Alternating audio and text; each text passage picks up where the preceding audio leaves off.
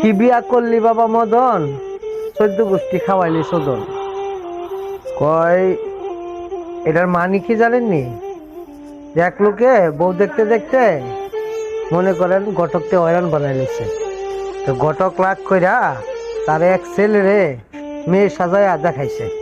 দেখানোর পরে তার তো পছন্দ হয়েছে, হওয়ার পরে এটা বিয়া করছে। বিয়া করার পরে যখন বাসর রাত করতে গেছে না, তখন তাও ছেলে সেও ছেলে, এক ছেলেরে দিছে কাম করিয়া।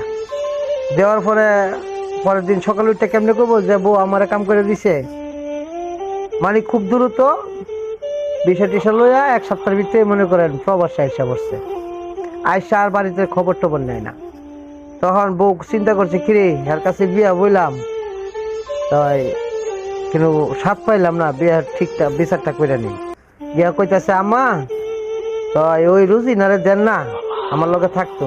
হ্যাঁ ননদরা আর কি দিছে। পরে ননদের দিছে কাম করে, তো ননদ শর্মে কয়তারে নাই। পরের দিন কই কি মা আমি যাইতাম না, তুই যা। তো গিয়ে কইছে আমা ও ইয়া রুজিনা যেত যাইতো না, তো আমনি আয়েন। তো হ্যার মা গেছে, পরে দিছে হ্যার মারে ফোন দেয়া।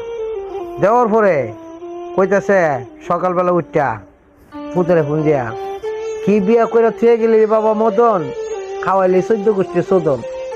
কইস না গো মা দুঃখের কথা, আইজ জানে আমার হুগার ব্যথা।